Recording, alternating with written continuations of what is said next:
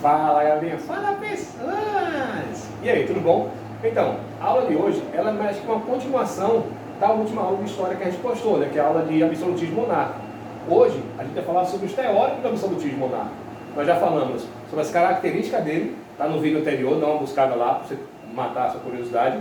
E agora a gente vai falar sobre os teóricos absolutistas, certo? Por que teóricos absolutistas? Porque eram pessoas que precisavam confirmar, corroborar aquilo que o rei dizia, que o poder vinha dele, que o poder era dele, né? Que o poder dele vinha de Deus, como diz alguns. Tá? Então, essas pessoas eram as pessoas estudiosas da época. Então, esses caras, eles falavam assim, ó, porque isso aqui, lá na França, quando for falar de Revolução Francesa, vocês vão até entender. Isso daqui é chamado de Antigo Regime na França, né? Antigo Regime, na França, isso aqui. Tá? Mas, século XVIII, século XIX, e olha como é o absolutismo monárquico é. 14 e 15. Então isso aqui, ó, é um must, o top dos tops. É o que está bombando na época. Tá? Isso aqui arrebentava. E para justificar, eu precisava que alguns estudiosos, alguns filósofos, algumas pessoas que tivessem o conhecimento, eles falassem para grande parte da população que eu, o rei, que detinha o poder absoluto, como apoio, como a gente já falou aqui, da monarquia, da nobreza e da igreja, certo? Que eu tenho esse direito. E aí, dentro desse caminho, eu tenho alguns teóricos aqui. O primeiro dele, Maquiavel, né? Em sua obra O Príncipe, ele vai dizer que o rei não deveria medir esforços morais pelo poder.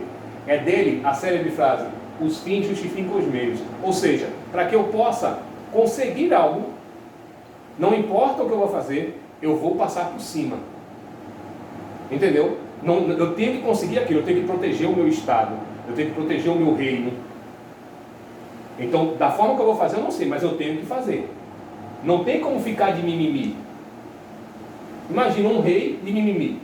Então, Maquiavel diz que não. Sem mimimi, seu rei. Não precisa medir esforços morais. Os fins justificam os meios. O importante é você conseguir o objetivo. Seja conquistar mais terra, seja defender seu território. Tá bom? Nessa escala você vai ter Thomas Hobbes, né, que vai fazer um contrato social. Mas esse contrato não é aquele contrato que vai no cartório, vai lavrar, assinar uma matrícula na tua escola, não. Nesse contrato você abre mão, Hobbes vai falar assim, o homem é mau por natureza.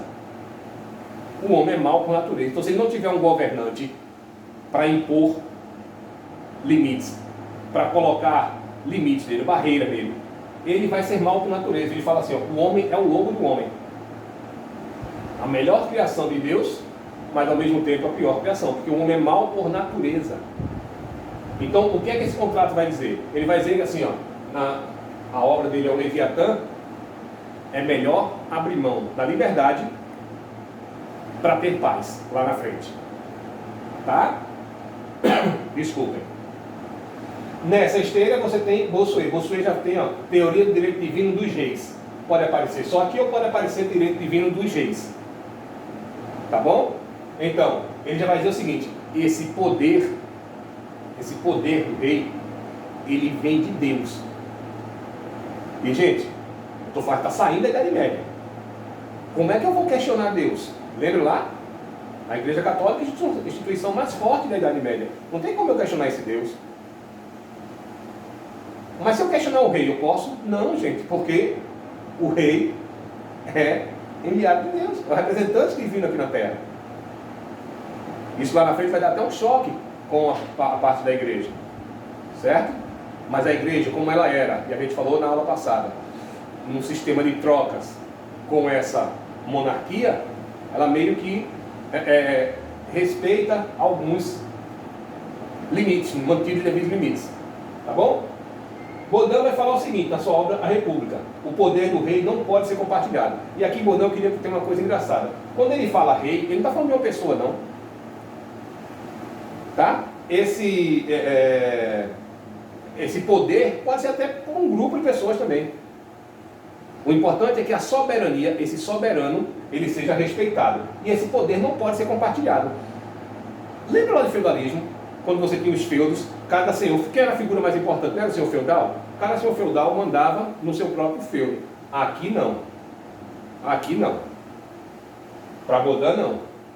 Eu tenho que ter o poder central. Eu que tenho que mandar. E esse poder não pode ser compartilhado, não pode ser dividido. Tá bom? Grotius vai dizer que esse rei, ó, ele pode despoticamente, ou seja, impor, certo?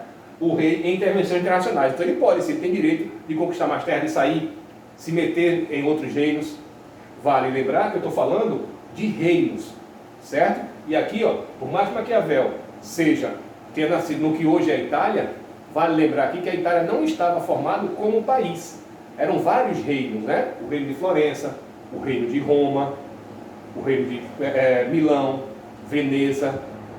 Então você tinha vários reinos, certo? E essa ideia de Maquiavel, de repente, seria lá na frente, já pensando nessa unificação. Eu queria que vocês lembrassem e tivessem esses dados aqui como pensadores, né, como teóricos mesmo lá para frente. Lá na frente, quando a gente for falar, por exemplo, Rousseau, no Iluminismo, por exemplo, aqui, ó, contrato, tá bom? Então, esses são os principais teóricos do absolutismo, tá legal?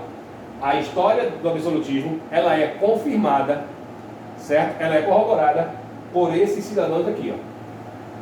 Tá? Que na verdade na época não tinha esse conceito de cidadania, porque o rei, ele era quem impunha. O rei, ele tinha, como a gente falou no ano passado, o poder de fazer as leis e de colocar em prática como o respeito a essas leis. Tá bom, galerinha? A gente vai ficando por aqui. Tchau, tchau, um abração. Dá um joinha, dá um like aí, tá bom? Beijão.